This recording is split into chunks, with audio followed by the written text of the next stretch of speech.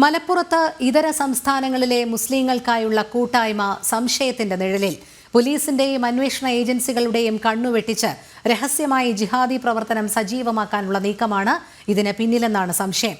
ബംഗ്ലാദേശികളടക്കം കൂട്ടായ്മയിലുണ്ടെന്നാണ് സൂചന. തീവ്ര ഇസ്ലാമിക് സലഫി പ്രസ്ഥാനമായ വിസ്ഡം ആണ് കൂട്ടായ്മയ്ക്ക് പിന്നിൽ. പെരിന്തൽമണ്ണ സലഫി മസ്ജിദിൽ ഇവർക്കായി സംഗമവും സംഘടിപ്പിച്ചു. ജനം ബ്രേക്കിംഗ്. ഭീകരബന്ധമുള്ള ബംഗ്ലാദേശ് സ്വദേശികളെ അടക്കം കേരളത്തിൽ നിന്ന് പിടികൂടിയതിന് പിന്നാലെയാണ് കൂട്ടായ്മ സജീവമാകുന്നത്.